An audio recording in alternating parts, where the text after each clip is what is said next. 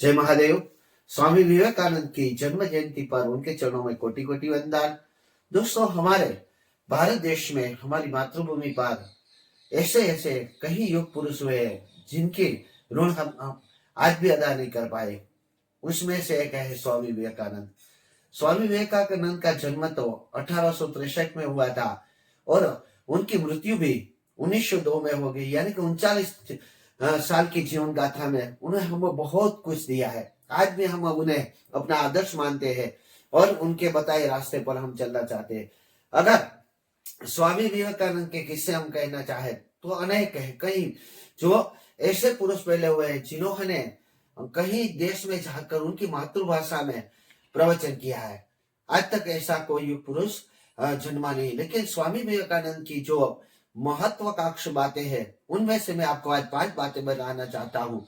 जो 5 बातें हैं वो 5 बातें अगर हमने अपने जीवन में उतार ली तो हम सफलता की सीढ़ी अवश्य चढ़ पाएंगे और अपना जीवन सार्थक कर जाएंगे। उन्होंने पहले कहा था, उनकी पहली बात की थी कि चिंता नहीं चिंतन कीजिए, यानी कि कोई बात पर आप चिंता मत करो, लेकिन ऐसा क्यों रहा है उसके बारे में सोचो और उसका चिंतन करो, उनसे ही उस आपको फायदा होगा।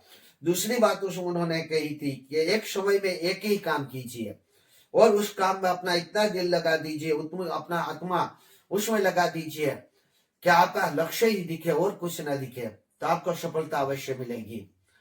तीसरी बात उन्होंने कही थी कि जब तक जीना तब तक सीखना है। अनुभवी शिक्षक, अनुभव ही जीवन का सर्वश्रेष्ठ शिक्षक है। यानी कि जब तक हम जीते हैं तब तक हमें कोई ना कोई, क्योंकि हर कोई आदमी कोई भी हो सर्वज्ञानी नहीं होता। किसी कोई ना कोई अपने गुरु में, छोटे से छोटा आदमी भी हमारा गुरु बन सकता है और बड़ा से बड़ा आदमी भी हमारा गुरु बन सकता है। जिनके पास से जो सीखने को मिले वो सीख ले। अनुभव करो, अनुभव से ही सब कुछ सीखने को मिलता है, वही सर्वश्रेष्ठ शिक्षक है।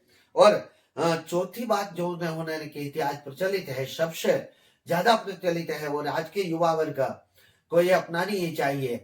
क्या चौथी बात थी कि जो पूरे विश्व में जो ये बात तो कुछ प्रचलित हुई थी कि उठिए जागिए और जब तक ध्येय की प्राप्ति ना हो, जब तक लक्ष्य की प्राप्ति ना हो तब तक रुको मत।